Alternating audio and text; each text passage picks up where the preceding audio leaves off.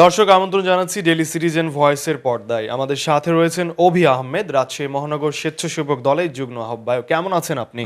জি, আলহামদুলিল্লাহ ফারহান ভালো আছি। আপনারা কেমন আছেন? আমরা অনেক ভালো আছি। আপনার সাথে দেখা হয়ে আরো অনেক ভালো হয়ে গেল আসলে মনটা। জি, আমরা শুরুতেই চলে যাব যে ফেসবুকে অভিময় হয়ে গেছে সোশ্যাল মিডিয়া। আমরা দেখতে পাচ্ছি যে ১৯ নম্বরের আপনি কাউন্সিলর পদপ্রার্থী হতে চাচ্ছেন। আসলে ১৯ নম্বর ওয়ার্ডকে নিয়ে আপনার পরিকল্পনাটা কি? আর যে এত তরুণ বয়সে কাউন্সিলর হবার স্বপ্ন কিভাবে মাথায় এলো? যে আসলে আমার কাউন্সিলর প্রার্থী হওয়ার একটাই কারণ পরিবর্তন। রাজনীতির যে পরিবর্তন, আমাদের মাননীয় প্রধানমন্ত্রী তারেক রহমান যেই রাজনীতির নতুনত্ব ছড়িয়ে গেছে ওটা বাংলাদেশে, সেটা আমিও চাই আমার ওয়ার্ডবাসী সেই নতুন একটা রাজনীতি দেখুক। কারণ বিগত দিনে যতজন কাউন্সিলর ছিল তারা নিজেদেরকে রাজা মনে করত। জনগণ, ওয়ার্ডের জনগণ তাদেরকে ভালো মতো পাইতো না। সুসময়ে দুঃসময়ে কখনোই পাইতো না। এই জিনিসগুলো তারপরে ধরেন যে আমাদের ভিতরে ঐক্য কম ছিল। আমাদের সমাজ বলেন, পাড়া মহল্লায় ওয়ার্ডবাসীর ভিতরে ঐক্যটা কম ছিল। কারণ কি আমাদের রাজনৈতিক ভেদাভেদ প্লাস ধর্মীয় ভেদাভেদ এগুলো কালচার ঢুকিয়ে দেওয়া হয়েছিল আমাদের ভিতরে। এগুলো থেকে বের হতে চাই আমরা এবং আগামীতে আপনার এই রাজনীতিক এবং ধর্মের যে ভেদাভেদ মুক্ত রাজনীতি এটা আমি ওয়ার্ডবাসীকে দেখাতে চাই। অভি আহমেদ, আমি যতটুকু জানি যে এই ১৯ নম্বর ওয়ার্ডে অনেক ভোটার রয়েছে, প্রায় ২২,০০০-এর মতো। জি, এখানে বিভিন্ন শ্রেণী পেশার মানুষ নিয়েছে, এখানে বসবাস করে বিভিন্ন শ্রেণী পেশার মানুষ। তো এই যে একটা চ্যালেঞ্জ, এটা কিভাবে মোকাবেলা করবেন? চ্যালেঞ্জ বলতে গেলে আমি রাজনীতির যেই নতুনত্ব মানুষের মাঝে প্রকাশ করব।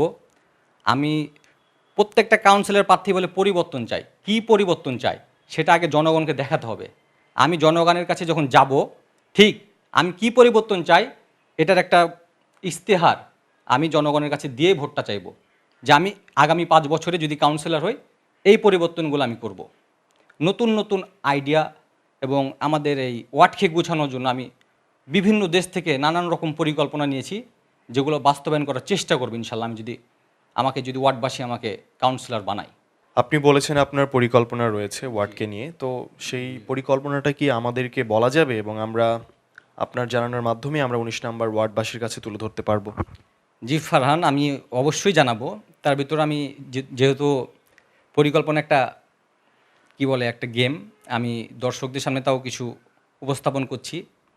আমি আগামীতে ওয়ার্ড কাউন্সিলর হিসাবে যদি কখনো নির্বাচিত হই, তাহলে আমার একটা ইমার্জেন্সি 24 ঘন্টা হেল্পলাইন থাকবে, অ্যাপস থাকবে। হ্যাঁ, সেই অ্যাপসের মাধ্যমে আমার ওয়ার্ডের জনগণ একটা ইমার্জেন্সি সেবা পাবে। কি কোথাও লাইট নষ্ট হয়ে গেছে, কোথাও ইপটিজিংয়ের শিকার, কোথায় মাদক বিক্রি হচ্ছে, সেই অ্যাপসের মাধ্যমে তারা ওখানে আপলোড দিবে এবং ওটা সরাসরি আমার কাছে আসবে এবং আমি নিজে ওটা 24 ঘন্টার ভিতরে ওই প্রবলেমগুলো সলভ করার চেষ্টা করব।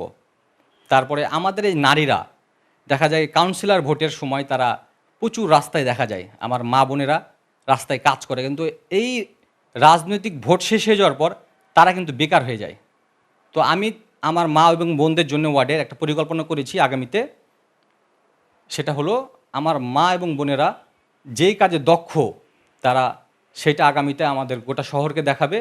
আমি তাদের জন্য একটা সপ্তাহে 2 দিন একটা মেলা বসাবো, বা বউবাজার বা মার্কেট টাইপের একটা জিনিস হবে।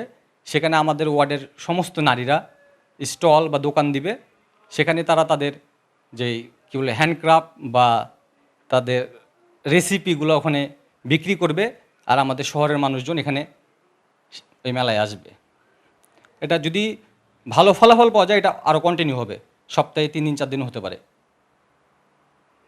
ওকে, চমৎকার পরিকল্পনা করেছেন। এবার জানতে চাই আরও কি কি ব্যতিক্রমী আপনার পরিকল্পনা রয়েছে? জি, সেটা হলো আমার ওয়ার্ডের পুকুরগুলো ভরাট হয়ে গেছে, গরমের তাপমাত্রা বেশি।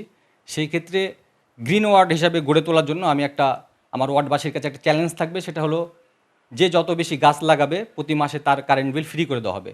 একটা প্রতিযোগিতা থাকবে আমার ওয়ার্ডবাসীর ভিতরেও গাছ লাগানোর। যে বেশি গাছ লাগাবে তার প্রতি মাসে তার সে বাসার কারেন্ট বিল ফ্রি হবে। এই টাইপের উদ্যোগগুলো আমি নেব। আরও আছে। আমরা একটু জরিপ করে দেখেছি যে আপনাদের এই ১৯-এর মধ্যে অনেক সুবিধা বঞ্চিত ছেলেমেয়েরা বসবাস করে, যে অনেকেই পড়াশোনার খরচটা চালাতে পারে না। তারা ভালো প্রতিষ্ঠানে পড়ার পরেও তারা সেই রকমভাবে কোথাও হেল্প পায় না। এই বিষয়ে কি আপনার কোনো পরিকল্পনা আছে কিনা? জি, এ বিষয়ে পরিকল্পনা আছে। দেখবেন আমার রেল কলোনি অঞ্চলে বেশি মানে পথশিশু বা রাস্তার পাশে মানুষগুলো ঘুমায়। আমার ওয়ার্ডের ভিতরে যেসব সরকারি খাস জায়গা বা সরকারি জায়গাগুলো আছে, দখল হয়ে আছে, সেগুলো আমি নিজে আমাদের ভূমিমন্ত্রী জনাব মিজানুর রহমান মিনু চাচার সহায়তায় তাদেরকে এই ভূমিদস্যুদেরকে হটিয়ে আমি এই অসহায় মানুষগুলোকে পুনর্বাসন করবো ইনশাল্লাহ আগামীতে। অভি আহমেদ, আরেকটু জানতে চাই যে যুবক যুবতীদেরকে নিয়ে আপনার পরিকল্পনা কি? যে অলরেডি আমি আমার ফেসবুক প্রোফাইল থেকে একটা পোস্ট করেছি, আমি একটা free youth hub skill development training centre করতে চাই ওয়ার্ডে, যেখানে আমার ক্লাস 6 থেকে ছাত্রছাত্রীরা যে কোনো একটা স্কিল শিখবে বা পড়াশোনার পাশাপাশি, যাতে এসএসসির পর বা এইচএসসির পর তারা বেকার না হয়ে যায়। তাদের যে স্কিলগুলো তারা শিখে থাকবে সে অনুযায়ী তারা জব বা বিজনেস করতে পারবে। এটা চাই আমি আমাদের যেই ইয়াং জেনারেশন আছে তাদের জন্য। ওকে, খুবই চমৎকার উদ্যোগ। এবং আরেকটু জানতে চাই যে স্বাস্থ্য খাতে অনেকাংশেই পিছিয়ে রয়েছে 19 নম্বর ওয়ার্ড। জি এই স্বাস্থ্য খাত নিয়ে আপনার পরিকল্পনাটা কি? জি, এটাও একটা সুন্দর পরিকল্পনা আছে। সেটা হলো আমার ওয়ার্ডের যারা প্রতি মাসে তাদের ফ্রি চেক আপ এবং যে প্রাথমিক ওষুধগুলো আছে ফ্রি দেওয়া হবে। তার সাথে আমি বলে রাখি, আমার ওয়ার্ডের কোনো একটা জায়গায় হয়তো কোনো একটা স্কুলে আমি একটা আপনার ইমার্জেন্সি মেডিকেল ক্যাম্প করব, যেখানে কাউন্সিলর পক্ষ থেকে একটা কি বলে একটা অ্যাম্বুলেন্স থাকবে 24 ঘন্টার জন্য আমার ওয়ার্ডবাসীর জন্য। যদি কেউ অসুস্থ হয় তাকে ফ্রি মেডিকেল নেওয়ার জন্য। এবং দেখা যাচ্ছে যে ওখানে আমাদের ওয়ার্ডের যারা ডক্টর আছে বা পড়াশোনা করছে যে ছাত্রছাত্রী বা তারা আমাদের এখানে ফ্রি সার্ভিস দিবে আইসা। মানে আমি চাচ্ছি মানে দেখা যাচ্ছে স্কুলের একটা কোনো কোণাতে একটা আমি ছোটোখাটো মেডিকেল ক্যাম্প করলাম, সেখান থেকে আমার দেখা যাচ্ছে ইমার্জেন্সি কোনো রুগী হলো তারা এখানে আমি প্রাথমিক চিকিৎসা দিয়ে বড় একটা হসপিটালে পাঠাতে পারলাম। এই টাইপের পরিকল্পনা আছে। আপনার ওয়ার্ডেও আমরা জানতে পেরেছি যে সেখানে বয়স্ক অনেকগুলোই নাগরিক রয়েছে। সেই বয়স্ক সুবিধাবঞ্চিত নাগরিকদের জন্য আপনার পরিকল্পনা কি? যে আমার ওয়ার্ডের যারা বয়স্ক আমাদের পিতামাতা আছে তাদের জন্য আমি যে কি বলে এই বয়স্ক ভাতা এবং যে টিসিবির কার্ডের পণ্য, এটা আমি হোম সার্ভিস দেবো। কারণ কারা টিসিবি পণ্য পাবে এটা আমি আমার ফেসবুক আইডিতে প্রতি মাসে আপডেট দেবো।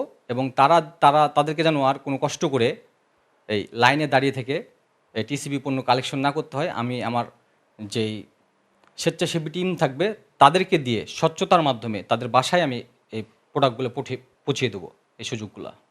ওকে, চমৎকার পরিকল্পনা রয়েছে অভি আহমেদ আপনার। তো এবার একটু জানতে চাই যে আপনার সামনে কি কি চ্যালেঞ্জ আছে বলে আপনি মনে করেন এবং আপনার প্রতিদ্বন্দ্বীকে? আসলে আমি কাউকে প্রতিদ্বন্দ্বী মনে করি না। আমি সবসময় মনে করি মি ভার্সেস মি।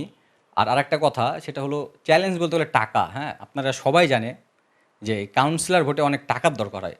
আর আমি সেক্ষেত্রে মধ্যবিত্ত ঘরের সন্তান। আমার কাছে টাকা নাই, কিন্তু ওয়ার্ডবাসীর জন্য ভালোবাসা এবং এই ওয়ার্ডকে একটা গুছিয়ে তোলার জন্য কিছু পরিকল্পনা আছে আমার আগামীতে। আমি হয়তো মনে করছি যে মানুষ রাজনীতির যে পরিবর্তনের বাতাস বইছে, টাকার কাছে আমার এই যে প্ল্যান জনগণকে নিয়ে ওয়ার্ডবাসীকে নিয়ে এই যাদের এই অগাধ টাকা তারা হেরে যাবে ইনশাল্লাহ আমি মনে করছি। অভি আহমেদ, আমরা চমৎকার পরিকল্পনার কথা শুনেছি। আরও কোনো আপনার ব্যতিক্রমী পরিকল্পনা আছে কিনা?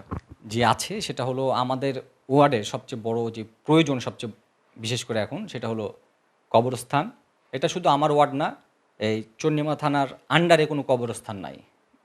সেক্ষেত্রে চন্ডিমা থানার আন্ডারে যতগুলো কাউন্সিলর আছে সবাইকে নিয়ে চন্ডিমা থানার আন্ডারে একটা আমি চাইবো যে একটা কবরস্থান বানানোর চেষ্টা করব এই ওয়ার্ডে বা এই থানার ভিতরে আমি একটা। ওকে, ধন্যবাদ অভি আহমেদ, চমৎকার পরিকল্পনা এবং আপনাকে ধন্যবাদ জানাতে চাই। অনেক অনেক শুভকামনা রইল। দর্শক, এতক্ষণ সাথে ছিলেন অভি আহমেদ, যিনি কিনা 19 নম্বর ওয়ার্ডের কাউন্সিলর পদপ্রার্থী। এতক্ষণ সাথে থাকার জন্য ধন্যবাদ। আবারও দেখা হবে তরুণ কোনো রাজনীতিবিদকে নিয়ে। ধন্যবাদ সবাইকে।